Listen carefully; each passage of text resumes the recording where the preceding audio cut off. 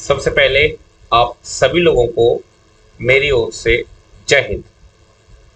आज हम एक नया टॉपिक स्टार्ट करने जा रहे हैं और टॉपिक का नाम है सिंपल इंटरेस्ट, साधारण ब्याज। इस टॉपिक को स्टार्ट करने से पहले इसके बारे में कुछ बेसिक जानकारी मैं चाहता हूं कि आप सब लोगों के पास हो, क्योंकि अक्सर मैंने ऐसा नोट किया है ऑफलाइन क्लासेस में कि बहुत सारे स्टूडेंट्स क्वेश्चंस तो कर पाते हैं, लेकिन जब उनसे पूछा जाता है कि साधारण ब्याज है क्या, तो तमाम लोग ऐसे होते हैं जिनके पास उसका सही आंसर नहीं होता। तो पहले तो हम जो है इसके बारे में कुछ बेसिक डिटेल्स लेंगे और फिर स्टेप बाय स्टेप और टाइप वाइज जो है टॉपिक को हम स्टार्ट करेंगे जैसा हम करते आ रहे हैं। सो ध्यान से जो है आपको इस पूरे क्लास को अटेंड करना है पूरे फोकस के साथ। तो आइए चलिए शुरुआत करते हैं और समझते हैं इसको। देखिए, अगर मैं सबसे पहले इस टॉपिक की बात करूं तो आपको ये समझना होगा कि ये जो टॉपिक है साधारण ब्याज, इसमें दो शब्द आपको देखने को मिल रहे हैं। पहला शब्द है साधारण और दूसरा शब्द है ब्याज। और इन दोनों में जो सबसे महत्वपूर्ण शब्द है वो है ब्याज। यानी पहले तो हमें ये समझना होगा कि ब्याज क्या होता है, ब्याज किसे कहा जाता है। और जब एक बार आपको ब्याज समझ में आ जाएगा तो फिर हम ये जानेंगे कि कौन से ब्याज को साधारण ब्याज कहते हैं। ठीक है, तो पहले तो आप ब्याज को समझिए। ब्याज के बारे में क्या बताया गया है आप यहाँ पर देखो। जब कोई व्यक्ति किसी अन्य व्यक्ति बैंक अथवा अन्य माध्यम से पैसे उधार लेता है, यानी मान लो किसी भी व्यक्ति को पैसे की आवश्यकता है और उसके पास पैसा नहीं है, तो उस दौरान वो व्यक्ति क्या करेगा, या तो किसी व्यक्ति से पैसे उधार लेगा या फिर वो बैंक के पास जाएगा, बैंक से पैसा उधार लेगा, या फिर आजकल और भी तरह तरह के जो है साधन है जिनसे व्यक्ति पैसा उधार लेता है। और पैसा उधार लेने के बाद मानकर चलो कि उसके यहाँ जो भी प्रोग्राम है या जो भी उसकी इमरजेंसी है वो इमरजेंसी पूरी हो जाती है और कुछ समय बाद उसके पास जब पैसा आता है तब वो उसे लौटाता है। तो हमने यहाँ पर क्या लिखा है, और एक निश्चित समय के बाद जब उसे लौटाता है। तो जैसे आपने किसी से पैसा उधार लिया, चाहे वो व्यक्ति से लिया हो, बैंक से लिया हो या किसी ऐप से लिया हो, तो जब आप पैसा लौटाओगे तो लौटाते समय क्या होगा कि जितना पैसा आपने लिया है, मानकर चलो किसी व्यक्ति ने 10,000 रुपए उधार लिए, 10,000 रुपए, और मैं ऐसा मान के चल रहा हूं कि 2 वर्ष के बाद उसने वो पैसा लौटाया। तो जब उस पैसे को वो लौटाएगा तो अब ऐसा तो है नहीं कि अगर 10,000 रुपए लिए हैं और 2 वर्ष बाद 10,000 ही लौटाए, ऐसा तो संभव ही नहीं है। क्या होगा, मूलधन के अलावा, जैसे 10,000 तो वो लौटाएगा ही, इसके अलावा कुछ एक्स्ट्रा पैसा और देगा वो। तो यहाँ पर हमने क्या लिखा है, मूल राशि के साथ वह कुछ अतिरिक्त धन भी देता है। उसी अतिरिक्त धन को ब्याज कहते हैं। यानी ब्याज को अगर हम सरल शब्दों में समझना चाहें, किताबी भाषा के अलावा, तो ब्याज क्या है, जब भी आप किसी से पैसा उधार लेते हो तो पैसे को एक समय के बाद जब आप लौटाते हो तो एक तो आप उसको वो पैसा लौटाते हो जो आपने उससे लिया है, उसके अलावा आप कुछ एक्स्ट्रा पैसा भी देते हो। एक्स्ट्रा पैसा डिपेंड करता है कि आपने पैसे को कितने समय बाद लौटाया है और जब आपने पैसा लिया था उस समय आपने उसे किस दर पर लिया था।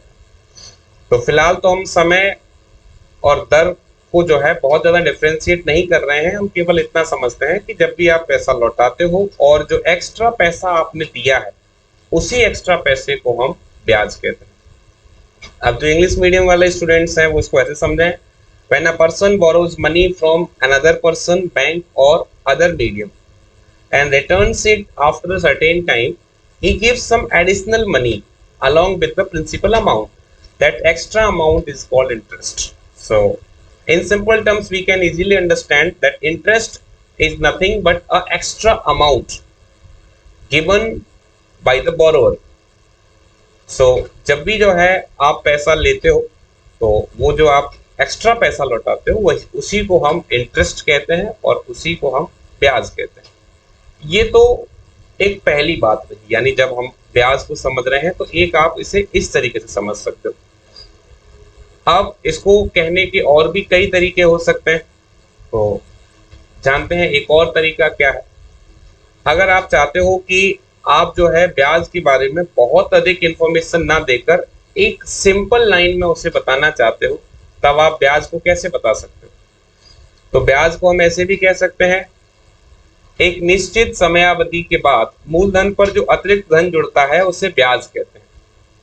यानी मूलधन पर जो एक्स्ट्रा पैसा आता है और एक वो भी क्या है, एक डेफिनेट टाइम के बाद, तो जो एक्स्ट्रा पैसा है उसी को ब्याज कहते हैं। तो अगर आप उसे बहुत ज्यादा एलेबोरेट नहीं करना चाहते, बहुत ज्यादा एक्सपेंड नहीं करना चाहते, तो आप बिल्कुल सीधे शब्दों में ये भी कह सकते हो कि एक निश्चित समय के बाद मूलधन के अतिरिक्त जो भी पैसा होता है उसी पैसे को हम ब्याज कहते हैं। क्लियर? चलिए, अब इंग्लिश मीडियम वाले इसको ऐसे समझ सकते हैं, the extra money added to the principal after a certain period of time is called interest. तो देखो कई बार ऐसा होता है इंटरव्यूज में या फिर जब हमारा किसी से डिस्कशन हो रहा होता है, तो वहां पर हमको ये देखना होता है कि हम अपना जो आंसर दे रहे हैं उस आंसर को हमें शॉर्ट रखना है या थोड़ा सा उसे एक्सप्लेन करना है। जैसे कई बार ऐसा होता है कि जब आप शॉर्ट आंसर करते हो तो सामने वाला आपसे पूछता है कि थोड़ा सा इसे आप एक्सप्लेन कीजिए, मतलब थोड़ा सा इसके बारे में और बताइए। और कई बार जब आप उसे जो है पूरा डिटेल में बताते हो तब वो ये कहता है कि अच्छा, क्या हम इसे एक सिंपल लाइन में नहीं बता सकते, क्या हम इसे एक छोटे रूप में नहीं बता सकते? इसलिए मैंने आपको यहाँ पर दोनों ही तरीके बताए। ये जो तरीका है यहाँ पर आप डिटेल में बता रहे हो कि ब्याज क्या है, और ये जो तरीका है यहाँ पर हम इसे बिल्कुल सिंपल भाषा में और एक सीधी लाइन में समझ रहे हैं। ठीक है, चलिए थोड़ा सा और आगे बढ़े। अब बात आती है कि साधारण ब्याज क्या है। अभी तो हमने ब्याज को समझा, अब बात आती है कि साधारण ब्याज किसे कहते हैं।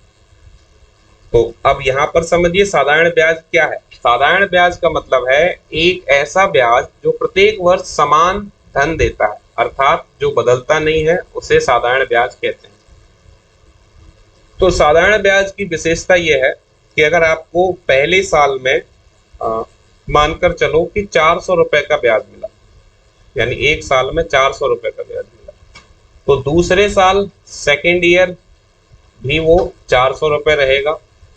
अगर 10 साल तक दिया है तो 10th ईयर में भी वो 400 ही रहेगा, यानी दूसरे साल में भी 400 के हिसाब से ही मिलेगा, 10वें वर्ष भी वो 400 के हिसाब से ही रहेगा। यानी एक ऐसा ब्याज जो हर वर्ष आपको समान धन देता है। जैसे पहले साल उसने आपको 400 रुपए दिए हैं, तो दूसरे साल भी 400 ही देगा, तीसरे साल भी 400 ही देगा, 10वें साल भी 400 ही देगा, 25वें साल भी वो 400 ही देगा। यानी आप इसको ऐसे कह सकते हो कि ये बदलता नहीं है, और जो ब्याज बदलता नहीं है, हर वर्ष समान रहता है, उसी ब्याज को हम क्या कहते हैं? साधारण ब्याज। क्लियर? चलिए, अब आप इसको थोड़ा सा किताब के तरीके से भी देखिए, मतलब किताबें साधारण ब्याज को कैसे बताती हैं। तो आप इसको मतलब एक दूसरे शब्दों में मैं समझाना चाहूं तो आप इसको ऐसे भी कह सकते हैं, जब ब्याज केवल मूलधन पर लिया जाए तब वह साधारण ब्याज कहलाता है। क्योंकि जब आप किसी को ये बताते हो कि ऐसा ब्याज जो प्रत्येक वर्ष समान धन देता है उसे साधारण ब्याज कहते हैं, तो वहां पर एक प्रश्न ये भी बन सकता है कि अच्छा, ऐसा क्यों हो रहा है, प्रत्येक वर्ष में वो आपको समान ब्याज क्यों देता है? तब आप ये बताओगे कि ऐसा इसलिए होता है क्योंकि ब्याज जो है वो केवल मूलधन पर लिया जाता है, ब्याज पर ब्याज नहीं लिया जाता। तो साधारण ब्याज को बताने के लिए आप इसको ऐसे भी समझा सकते हो कि जब ब्याज केवल मूलधन पर लिया जाए तब वह साधारण ब्याज कहलाता है। When interest is charged only on principal amount, it is called simple interest। तो यानी जब आप मूलधन पर जो है ब्याज लेते हो तो वो साधारण है, मूलधन के अलावा अगर आप जैसे मूलधन पे तो ले ही रहे हो, ब्याज पर भी ब्याज ले रहे हो, तब फिर वो साधारण ब्याज नहीं होता, वो चक्रवृद्धि ब्याज बन जाता है, जिसे हम अगले चैप्टर में डिस्कस करेंगे। ठीक है, तो ये तो रही बात साधारण ब्याज की। साधारण ब्याज में मैंने आपको क्या क्या बताया वो समझो। सबसे पहले तो मैंने आपको समझाया था कि साधारण ब्याज में दो शब्दों का प्रयोग किया गया है, एक साधारण और एक ब्याज। तो ये जान लें कि ब्याज क्या होता है। तो ब्याज की डेफिनेशन मैंने आपको यहाँ पर बताई। फिर ब्याज की एक और डेफिनेशन बताई जो कि सिंपल डेफिनेशन या सिंगल लाइन डेफिनेशन जो हो सकती है। फिर हमने जाना कि साधारण ब्याज क्या है, और फिर हमने ये भी जाना कि साधारण ब्याज को आप दूसरे तरीके से कैसे बता सकते हैं। क्लियर? अब इस टॉपिक में जिन चीजों का प्रयोग करना है उनको जान लो, जैसे किन किन टर्म्स का आप इसमें यूज करोगे। तो इसमें मूलधन का प्रयोग बार बार होगा, प्रिंसिपल, इंग्लिश में इसे प्रिंसिपल के नाम से जानते हैं। तो आप ये समझो कि मूलधन क्या होता है। मूलधन वो पैसा है जो आपने किसी को उधार दिया है या फिर आपने किसी से उधार लिया है। जैसे मानकर चलो, अगर आप किसी से 1 लाख रुपए उधार लेकर आए, 1 लाख रुपए, तो वो 1 लाख रुपए क्या होगा, वो 1 लाख रुपए जो है आपका मूलधन होगा। ठीक है, अब दर, जब भी आप किसी से पैसा उधार लेके आते हो तो उस समय जो व्यक्ति आपको पैसा उधार देता है वो एक रेट फाइनल करता है, वो ये तय करता है कि ये पैसा जो आपको दिया जा रहा है उस पर क्या जो है रेट चार्ज करेगा। जैसे मान लो हो सकता है कि वो व्यक्ति जो है आपसे ये कहे कि मैं आपको पैसा उधार तो दे सकता हूँ, लेकिन जो आपसे मैं रेट लूंगा वो 10% की लूंगा। ठीक है, मान लो कोई कह रहा है कि 12%, कोई कह रहा है 15%। तो ये रेट क्या है, यानी जब आप पैसा लौटाओगे तो उस समय पैसे का जो कैलकुलेशन होगा वो किस रेट पे होगा, ये हम इसे रेट से समझते हैं, जिसे हम दर कहते हैं। उसके बाद टाइम, टाइम में तो मुझे लगता नहीं कि कुछ बताना है। टाइम यानी आप पैसे को कितने समय बाद लौटाओगे। मिश्र धन, मिश्र धन ये क्या होता है, मिश्र धन को आप समझिए जब आप पैसे लौटाने जाते हो। तो मैंने आपको अभी अभी बताया था कि जब पैसा लौटाते हैं तो उस समय हम केवल मूलधन नहीं देते, मूलधन और ब्याज दोनों को लौटाते हैं। तो जो मूलधन और ब्याज का जो टोटल होता है उसी को हम क्या कहते हैं, मिश्र धन।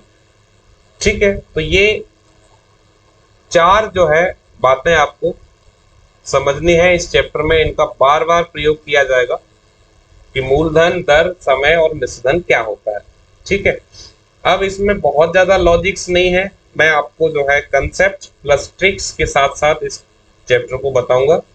तो आप समझिए साधारण ब्याज या ब्याज बराबर क्या होता है। मैं यहाँ साधारण भी आगे लिख देता हूँ। साधारण ब्याज बराबर क्या होता है, मूलधन इंटू दर इंटू समय बटे 100। इसी को ऐसे भी बोलते हैं SI बराबर P into R into T upon 100।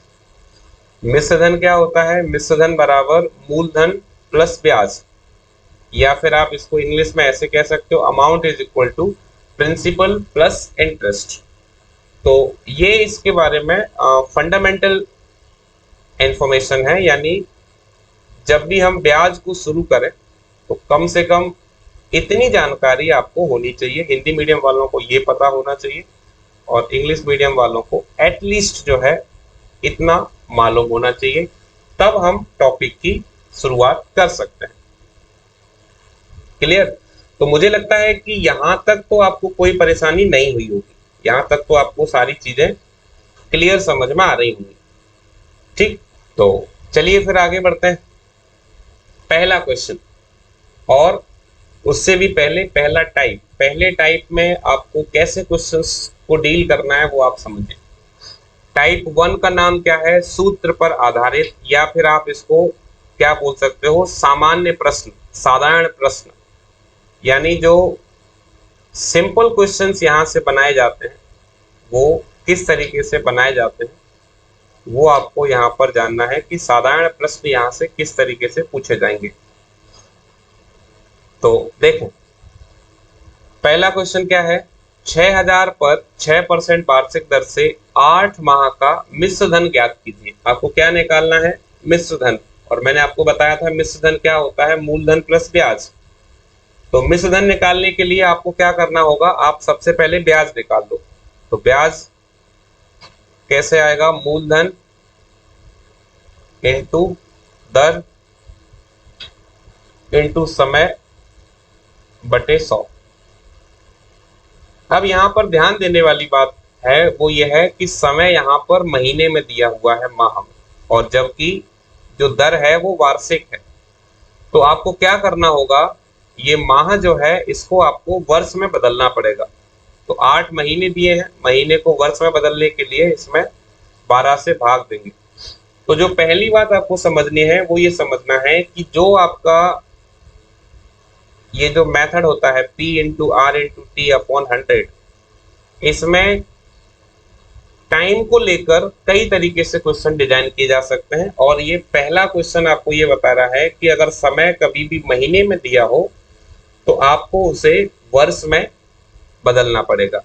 तो अब जो है सॉल्व करेंगे इसको, तो 2 जीरो से 2 जीरो कैंसिल, 6 से कैंसिल करते हैं 12 को 2 बार, 2 से कैंसिल करते हैं 8 को 4 बार। तो यहाँ से मल्टीप्लाई करेंगे 60 इंटू 4, तो कितना आ जाएगा? 240 रुपए। ये 240 रुपए आपको क्या मिला? 240 रुपए आपको ब्याज मिला। लेकिन आपको निकालना क्या है? आपको निकालना है मिश्र धन।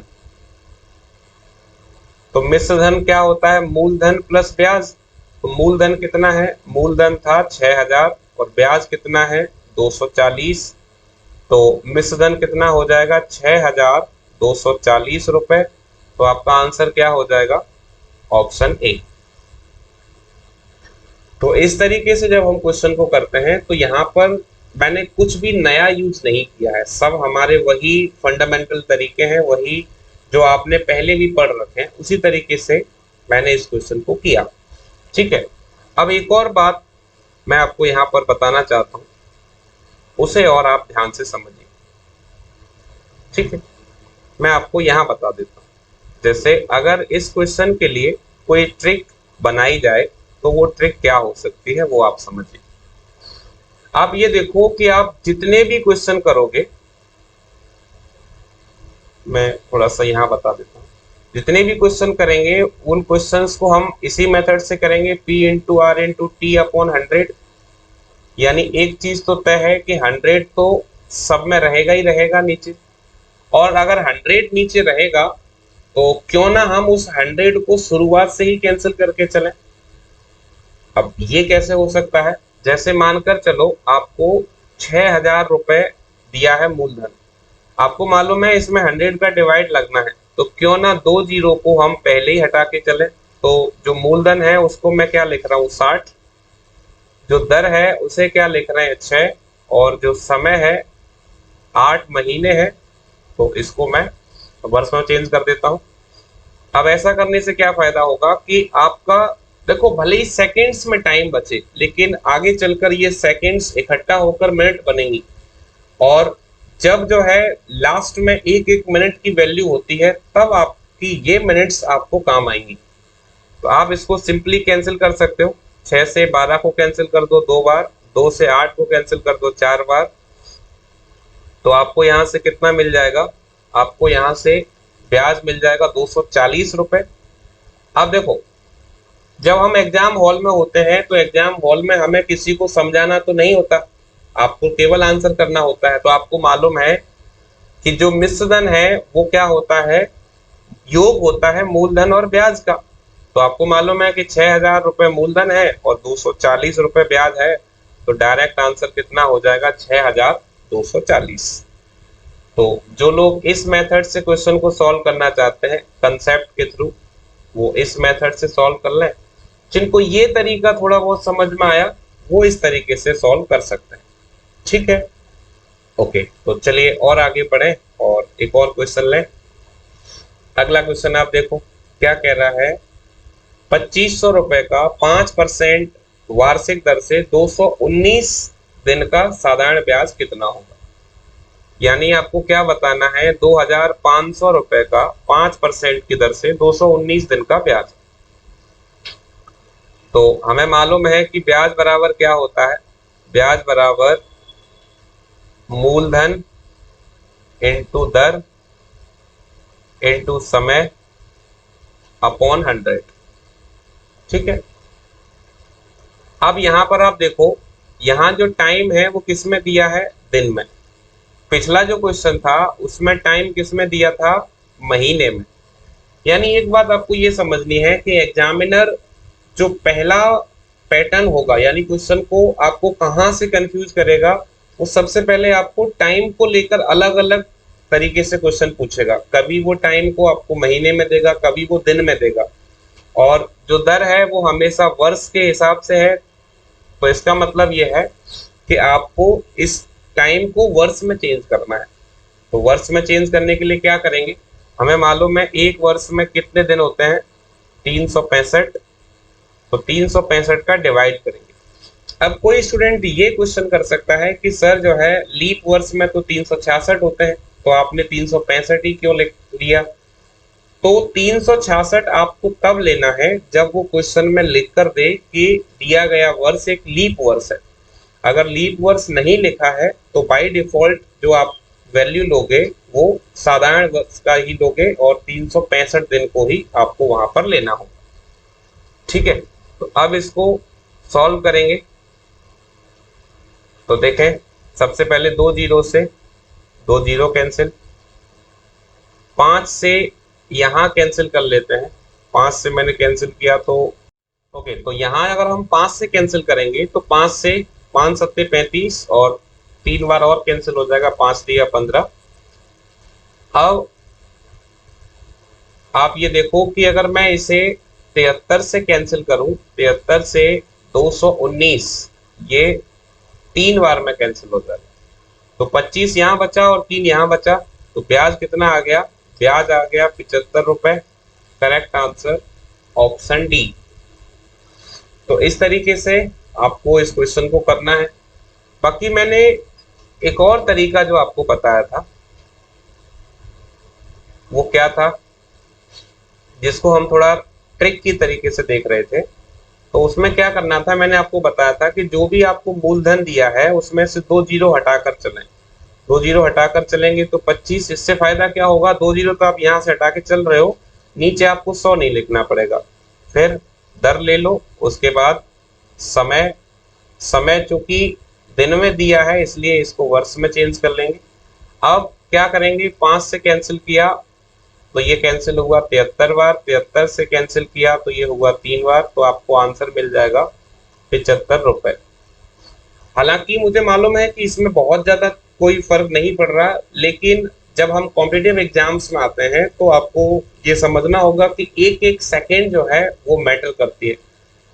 इसलिए आपको ये देखना है कि कहाँ पर आप अपना टाइम बचा सकते हो। जहां भी टाइम बचा सकते हो वहां पे आपको अपना टाइम बचाना है। ठीक है, चलिए तो आगे बढ़ते हैं और अगला क्वेश्चन देखते हैं। अब इसे देखिए, यहाँ क्या कह रहा है, 7300 का 5% वार्षिक ब्याज की दर से 11 मई 1987 से 10 सितंबर 1987 तक, और उसने बोला है दोनों दिन सम्मिलित, यानी इन दोनों डेट्स को लेना है, का साधारण ब्याज कितना होगा।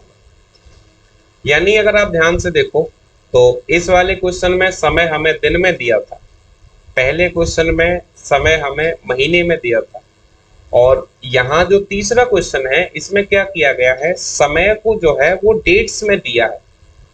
तो पहले तो आपको यही देखना होगा कि ये समय जो है आखिर बन कितना रहा है।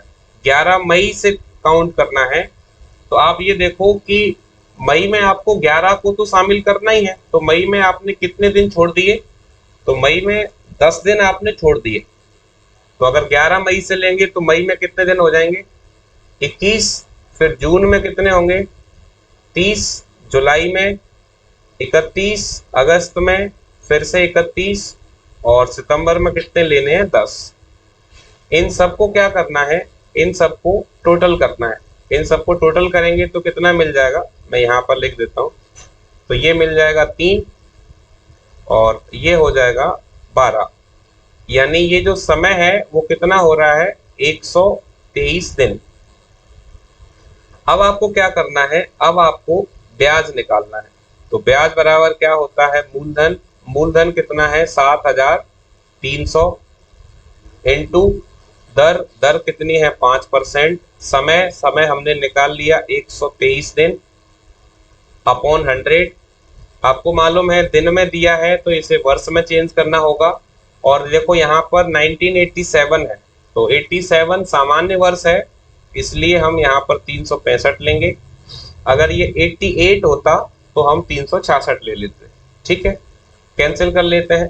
पहले तो 2 जीरो से 2 जीरो कैंसिल कर दो, 5 से इसे कैंसिल कर लेते हैं, तो ये 73 बार, 73 से 73 कैंसिल, आपके पास आंसर क्या बचेगा, 123 रुपए। Correct answer option A. तो यहाँ पर क्वेश्चन को कुछ इस तरीके से रखा गया है कि जितने दिन है उतना ही आपका आंसर आ रहा है।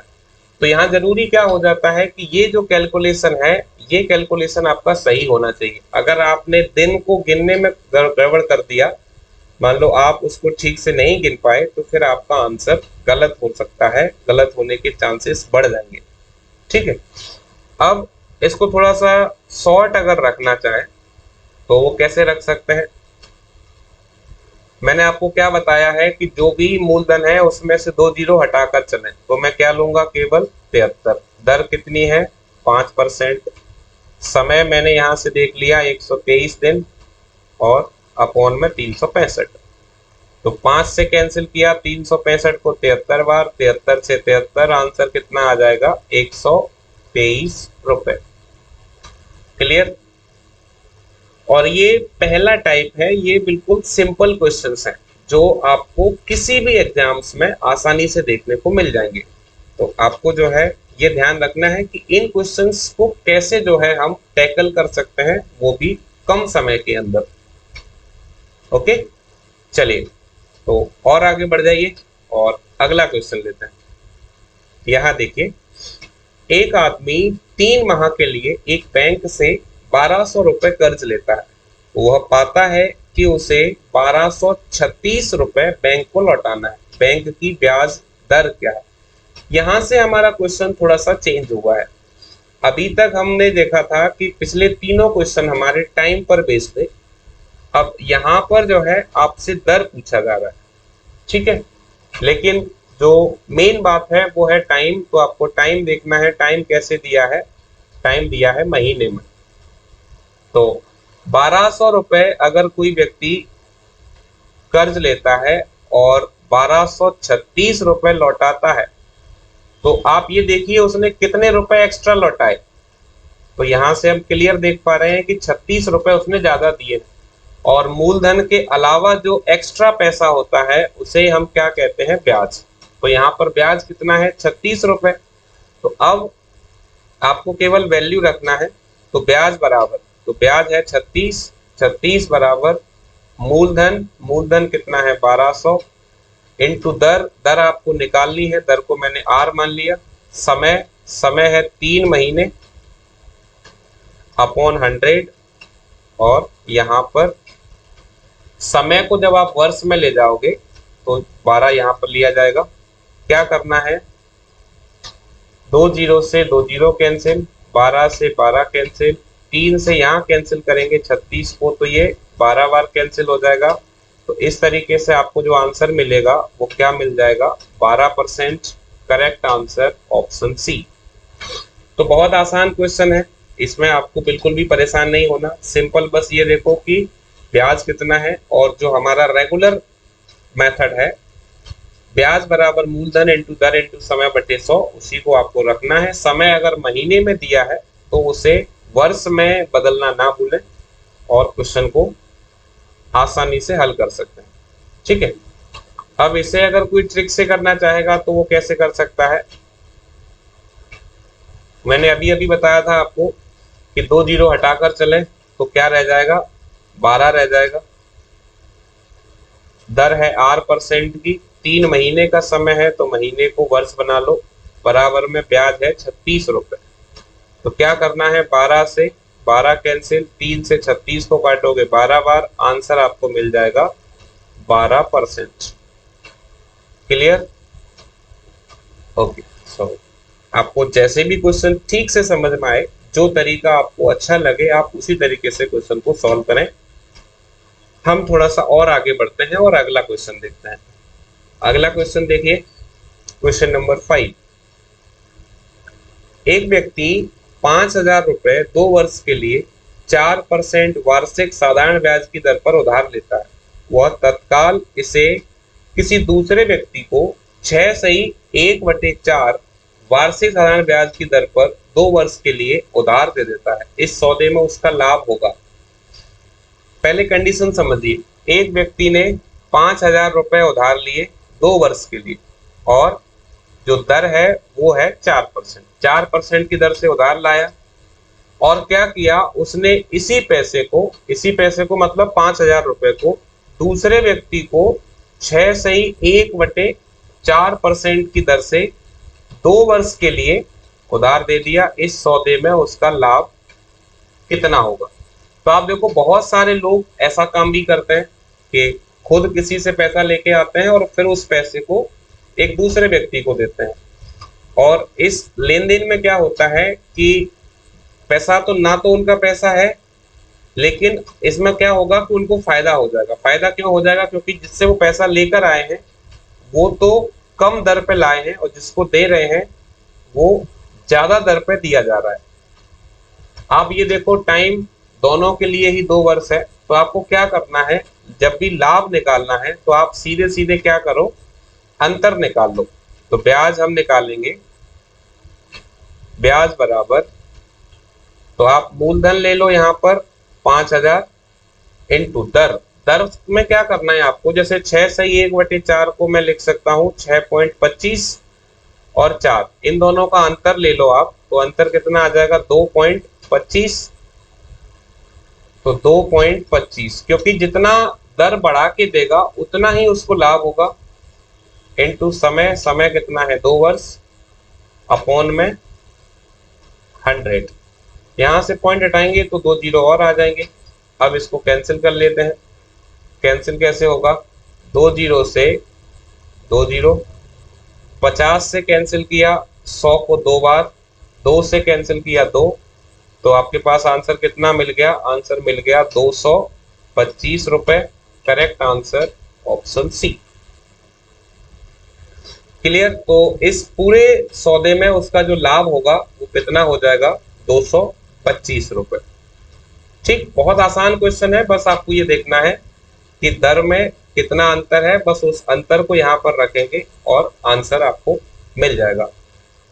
अब मानकर चलो एक दूसरा स्टूडेंट इसे अलग तरीके से करना चाहता है, तो फिर उसके लिए क्या तरीका हो सकता है, यहां पर देखें, 6/1/4, 6/1/4 को अगर मैं सॉल्व करूं तो ये मिलेगा आपको 25/4, और ये कितना है 4। तो इन दोनों का डिफरेंस लेंगे तो वो कितना मिल जाएगा, 9/4 मिल जाएगा। 9/4 को अगर मैं रखूंगा तो मैंने आपको बताया था कि आप 2 जीरो हटाकर चलें, तो 5,000 के स्थान पर मैं केवल 50 लिख रहा हूं।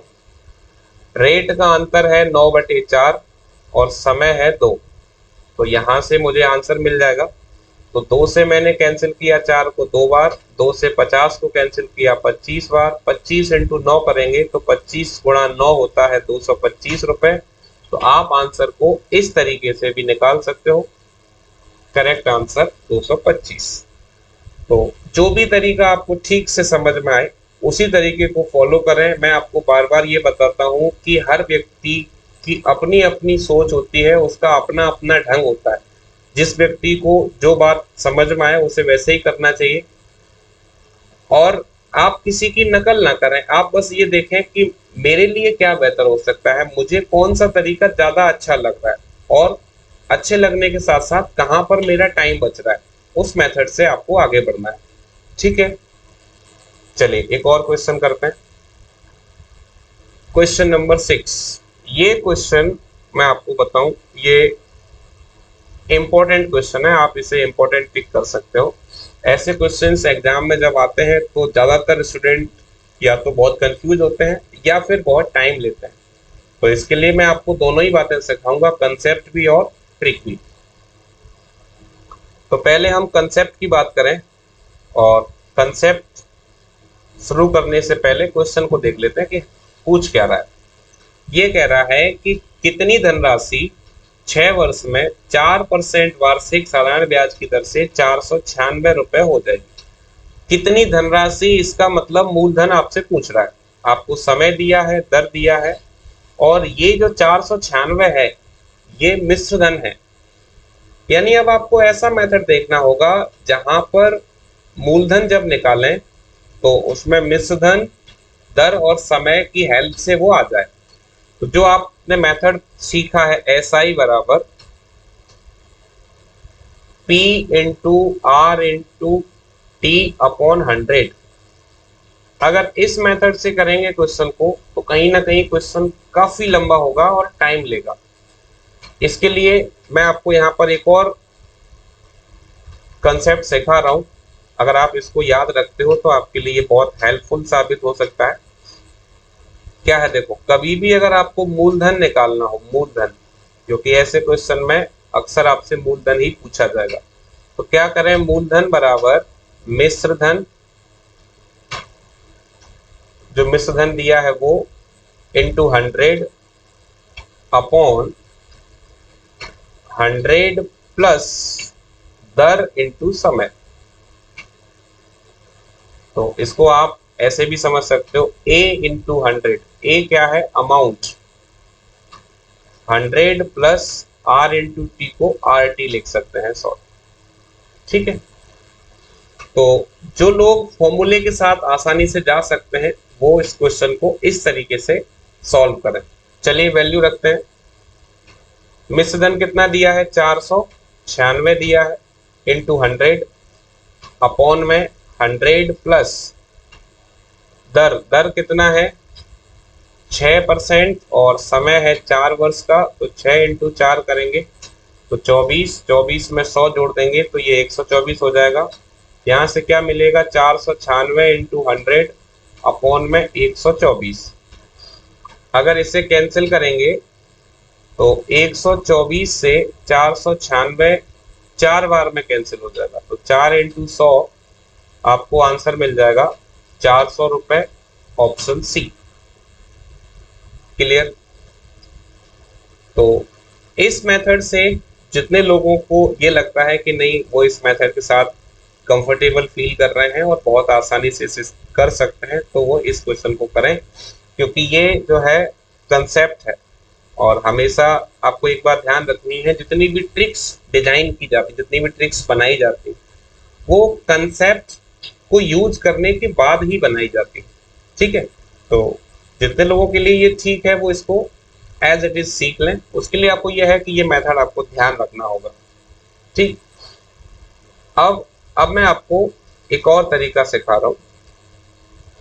ठीक है, तो फिलहाल मैं इसको रफ कर देता हूं।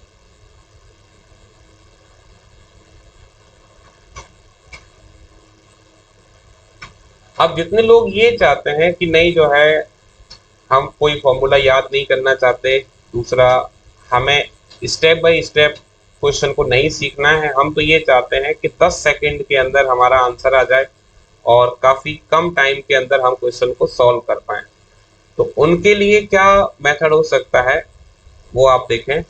जैसे आपको क्या निकालना है, आपको धनराशि यानी मूलधन निकालना है। तो मूलधन को आप क्या मानकर चलो, मूलधन को मान लो आप 100%, कि मूलधन मैंने 100% मान लिया। ठीक है, अब जो इंटरेस्ट होगा, इंटरेस्ट आप देखो 6 वर्ष में 4% के हिसाब से, तो 4% के हिसाब से 6 वर्ष में ये कितना बढ़ जाएगा, 4 इंटू 6 24% हो जाएगा।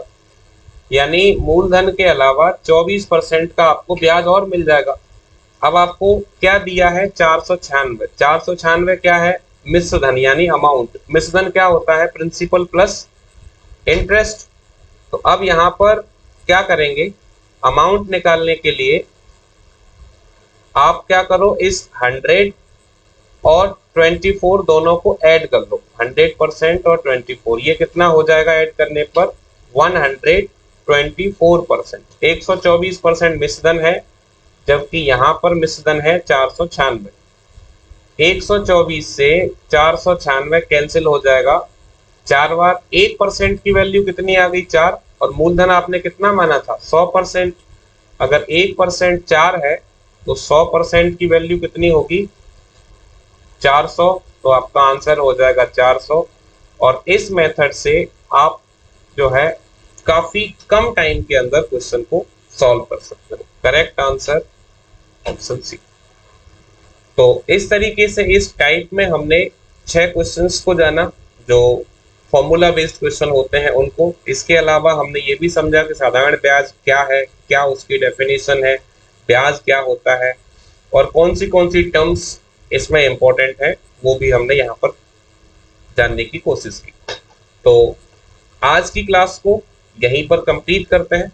कैसा रहा आज का सेशन आप हमें जरूर बताइए, और अगर आपको ये क्लासेस पसंद आ रही है तो वीडियो को लाइक करके जो है आप हमारा उत्साह भी बढ़ा सकते हैं।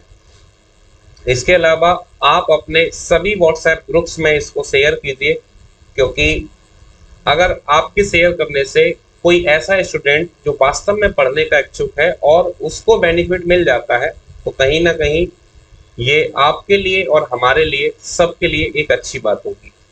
तो इसी के साथ इस क्लास को समाप्त करते हैं। आप सभी लोगों को इस क्लास से जुड़ने के लिए बहुत बहुत धन्यवाद, और एक बार फिर से सभी को जय हिंद। Thank you.